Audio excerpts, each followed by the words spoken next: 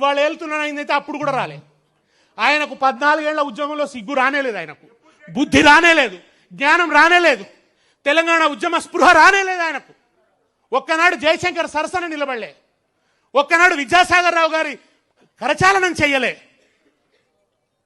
ఏదైనా ఉన్నంత కూడా చంద్రబాబు పాదాల దగ్గరనే మోకరిల్లి ఆ చంద్రబాబును తెలంగాణ మీద నీ స్టాండ్ ఏందని అడిగేటందుకు ఉద్యమకారులు పోతే ఉద్యమకారులను చంపేస్తానని రైఫిల్ ఎత్తిన ద్రోహి వాళ్ళ ముఖ్యమంత్రి.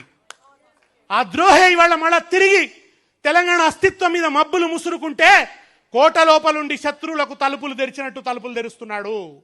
ఆ ద్రోహి వాళ్ళ విగ్రహాల పేరిట రాజకీయం చేస్తున్నాడు. ఎన్టీ రామారావు విగ్రహాలు చాలా కాలంగా తెలంగాణలో ఉన్నాయి, మనం పలగొట్టలే, మనమేం తీసేలే. కానీ ఇవాళ పెడుతుంది ఎన్టీ రామారావు విగ్రహం మాత్రమే కాదు, ఎన్టీఆర్ విగ్రహం వెనుక ప్రతిష్ఠించదలుచుకుంది చంద్రబాబు నాయుడిని. చంద్రబాబు నాయుడు ప్రతిష్ఠించడం కోసం ఆ విగ్రహాల మాటున ఇవాళ రాజకీయం నడుస్తున్నది. ఇవాళ మళ్ళా గద్దలాడుతున్నాయి తెలంగాణ మీద. కేసీఆర్ అధికారంలో లేడు అంటే మళ్ళా గద్దలు తిరుగుతున్నాయి తెలంగాణ మీద, రకరకాల గద్దలు, మళ్ళా సినిమా గద్దలు. మళ్ళా ఈ గద్దలన్నీ కూడా ఇవాళ తెలంగాణ చుట్టూ ఆడుతున్న ఈ సందర్భంలో ఈ పుష్కర తెలంగాణ మనకు కొత్త కర్తవ్యాలను ఉపదేశిస్తున్నది, మనకు కొత్త పథాన్ని నిర్దేశిస్తున్నది.